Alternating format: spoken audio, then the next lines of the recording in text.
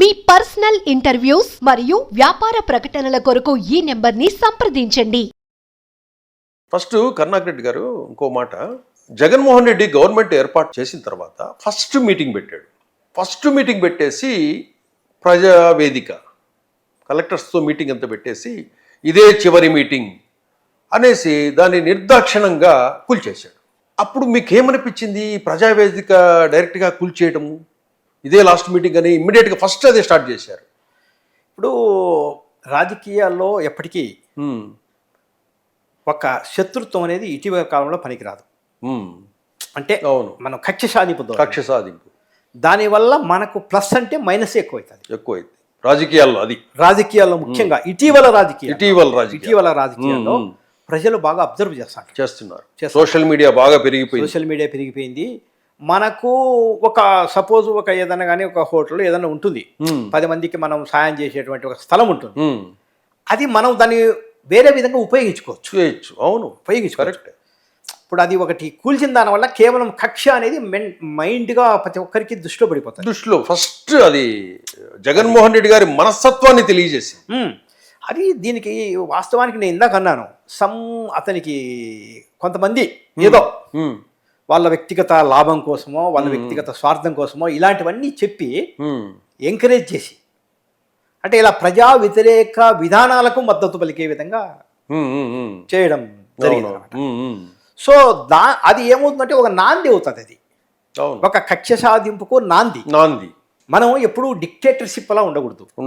Politicians ఎప్పుడు dictatorship పనికిరాదు. అది డిక్టేటర్గా ఉండాలి. కానీ మరీ ఇలా మనము కక్ష సాధింపు ధోరణి, ఇటువంటి కక్ష సాధింపు ధోరణి వల్ల ప్రజల్లో ఏమవుతుందంటే, ఇప్పుడు న్యూట్రల్ పీపుల్ ఉంటారు, రాజకీయాలకు అతీతమైనటువంటి పీపుల్ ఉంటారు. వాళ్ళు ఇలాంటివన్నీ హర్ట్ అవుతారు, అబ్జర్వ్ చేస్తుంటారు. అది ఏ పార్టీ అయినా. అవును, ఇప్పుడు ఈవెన్ చంద్రబాబు నాయుడు గారు ఏదైనా చేసినా కూడా ఇది అవుతా ఉంటుంది. ఒక పార్టీకి సంబంధం కాదు అది. అవును.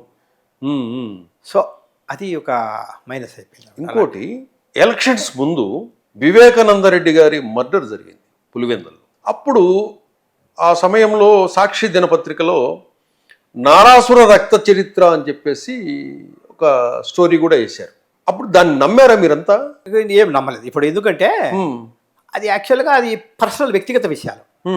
అది అంటే ఆ మర్డర్ అనేది నారాసుర రక్త చరిత్ర అన్నప్పుడు ఇది చంద్రబాబు నాయుడు చేయించాడు.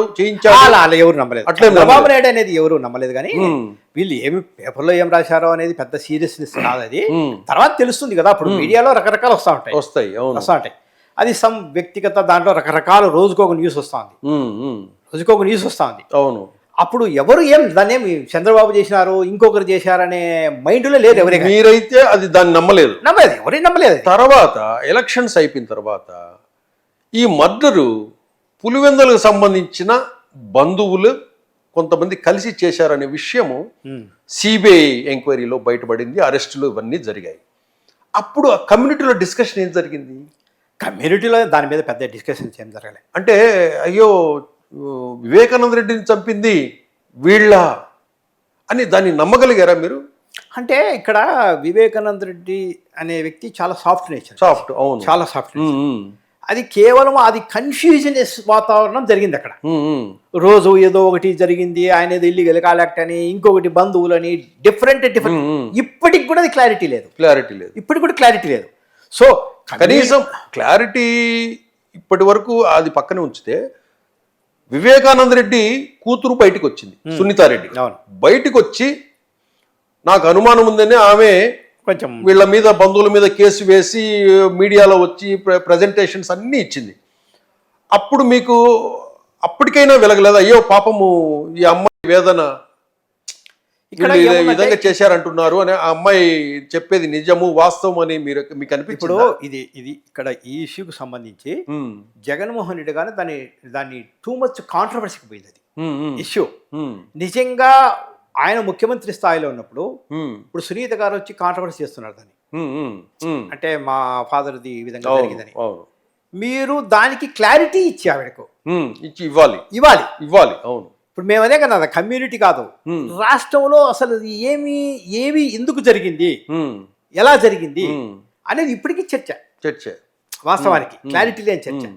మేమేంటంటే క్యాస్ట్ బేసిస్ గా అది ఎవరు డిస్కషన్ చేయరు, చేయలే ప్రజలందరూ చేస్తారు కానీ ప్రజలందరూ చేశారు. కానీ అది ఇంకా మీడియాలో త్రూ మీడియా నేనేదే అంటున్నాను. ఉమ్, మనం ఏ సమస్యనైనా కానీ కుటుంబ సమస్యను ఉమ్, ఎప్పటికప్పుడు దాన్ని సాల్వ్ చేసుకోవాలి. సాల్వ్ ఆ చేస్తాం. ప్రాబ్లమ్ అది ఇష్యూ చేసుకోవాలి. దాన్ని జగన్మోహన్ రెడ్డి గారు దాన్ని లేట్ చేయటము, ఆ, ఇలా అదంతా అనుమానాలు issue అన్నీ రావడము, పెరిగిపోయాయి. రకరకాల డిస్కషన్స్ రావడము, రావడము. చర్చలు రావడం అనేది ఉమ్. అది జరిగింది. ఆమెకు Minus. అప్పుడే క్లారిటీ ఇచ్చేసి దాని మీద దాని మీద విచారణ ఏదో చేయమని ఆయనే చెప్పింటే ఆయనే చెప్పిండా ఎలక్షన్స్ లేదా? ముందు సిబిఐ ఎంక్వైరీ కోరాడు ఆయన. కోరాడు. ఆ CBI ఎలక్షన్స్ తర్వాత మళ్ళీ దాన్ని ఆ, అది సో ఎందుకు అవసరం మేము అది లేదు. ఒక ఫ్యామిలీ మ్యాటర్ గా మేము డిస్కస్ చూశారు. చేయాలనుకున్నాం కానీ అది ఎంత పెద్ద సీరియస్ గా దాన్ని క్యాస్ట్ బేసిస్ తో చూడలేదు. ఉమ్, ఉమ్, ఉమ్. ఇప్పుడు తర్వాత అమరావతి రైతుల ఉద్యమం జరిగింది.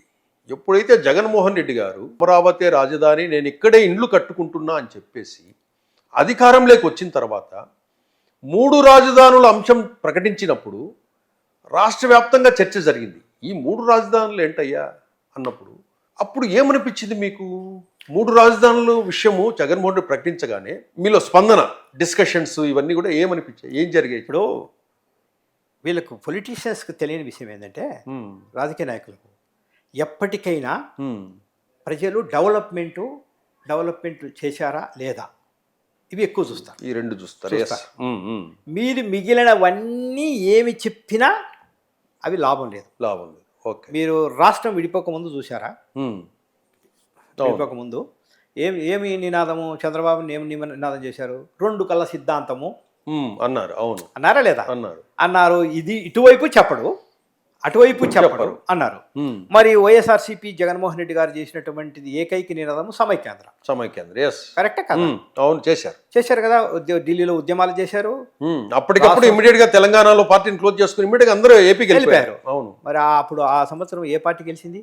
ఉమ్, తెలుగుదేశం పార్టీ. తెలుగుదేశం. మరి వీళ్ళంతా సమైక్య ఉద్యమానికి ఎందుకు మద్దతు ఇవ్వలేదు? ఉమ్, అవును. 2 కళ్ళ సిద్ధాంతం అన్న చంద్రబాబును ఎందుకు ఓడించలేదు? ఓడించలేదు. కరెక్టే. ఇవన్నీ నాన్సెన్స్. Nonsense. ఇవన్నీ ఏవో రాజధానులు, 3 రాజధానులు. ప్రజలు డెవలప్మెంట్ వాళ్ళు అదే కోరుకుంటారు. అదే కోరుకుంటారు. సరే, మనం ఏదో విశాఖపట్నం రాజధాని అన్నారు. మరి విశాఖపట్నం ప్రజలు ఏమైనా గెలిపించారా?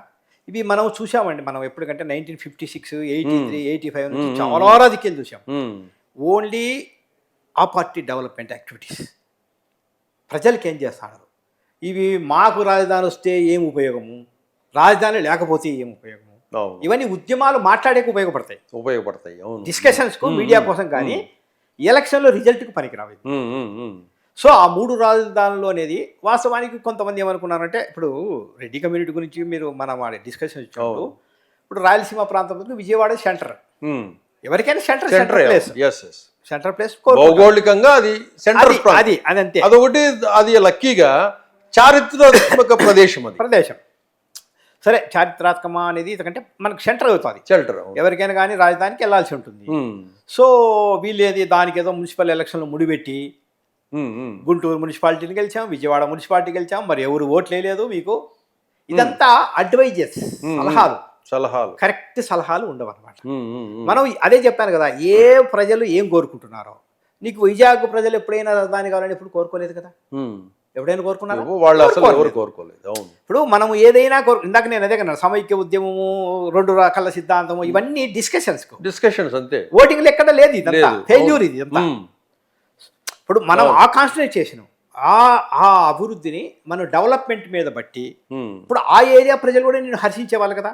పోనీ అక్కడ ఎవరైనా ఉద్యమం చేసింటే మాకు కావాలి అని, అప్పుడు మనం ఏదైనా కానీ దానికి ప్రకటిస్తే కనీస మద్దతు వస్తుంది, వచ్చిండేది. అవును, అది లేదు. అవును. సో మనం చాలా ఏళ్ళ నుంచి, 50 ఏళ్ళ నుంచి రాజకీయ చరిత్రను చూస్తే డెవలప్మెంట్ను, అభివృద్ధిని, ఎదుటి పార్టీ బలహీనతను, ఈ మధ్య ఏంటంటే లేటెస్ట్గా ఎదుటి పార్టీ బలహీనతే ఈ పార్టీ బలం ఎవరికైనా కానీ. అది మీరు చూడండి, జగన్మోహన్ రెడ్డి గారు పార్టీ పెట్టినప్పుడు చంద్రబాబు అసమర్థతే జగన్ బలం.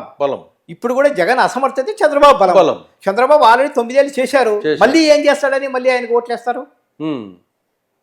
ఇది మీరు ఎప్పుడైనా చూడండి అంతే.